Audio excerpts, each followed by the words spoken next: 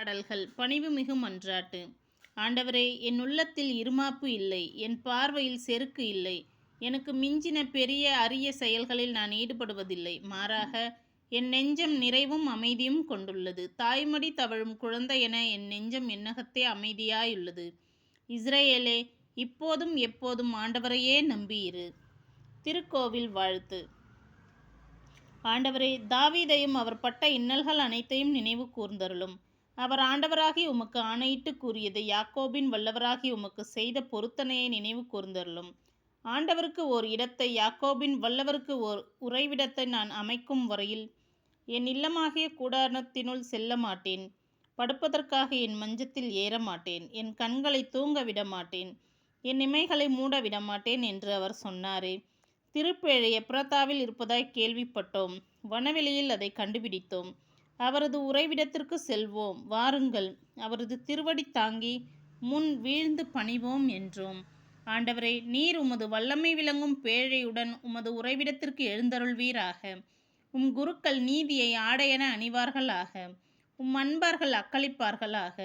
நீர் திருப்பொழிவு செய்த அரசரை உம் ஊழியராகி தாவீதின் பொருட்டு புறக்கணியாதேயும். ஆண்டவர் தாவீதுக்கு உண்மையாய் ஆணையிட்டு கூறினார். அவர் தம் வாக்குறுதியினின்று பின்வாங்க மாட்டார். உனக்கு பிறந்த ஒருவனை அரசனாக ஏற்படுத்தி உன் அரியணையில் வீற்றிருக்க செய்வேன். உன் மைந்தர் என் உடன்படிக்கையையும் நான் அவர்களுக்கு கற்பிக்கும் என் நியமங்களையும் கடைபிடித்தால் அவர்களுடைய மைந்தரும் என்றென்றும் உன் அரியணையில் வீற்றிருப்பர். ஆண்டவர் சீயோனை தேர்ந்தெடுத்தார், அதையே தம் உறைவிடமாக்க விரும்பினார். இது என்றென்றும் நான் இளைப்பாறும் இடம். இதை நான் விரும்பினதால் இதையே என் உறைவிடம் ஆக்குவேன். இங்கே என் ஆசியால் உணவுப் பொருள் தாராளமாக கிடைக்க செய்வேன். அதனை ஏழைகள் உண்டு நிறைவு பெறுமாறு செய்வேன். இங்குள்ள குருக்களுக்கு மீட்பெனும் உடையை உடுத்துவேன். இங்குள்ள என் அன்பர்கள் மகிழ்ந்து ஆரவரிப்பார்கள்.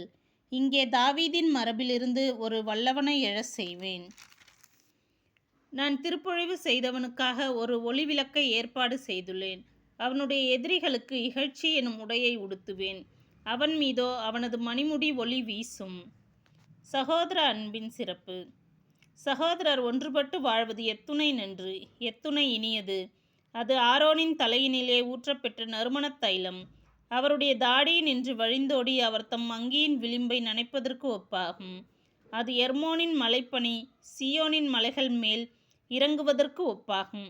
ஏனெனில் அங்கிருந்தே என்றுமுள்ள வாழ்வினும் ஆசிதனை ஆண்டவர் பொழிந்தருள்வார்.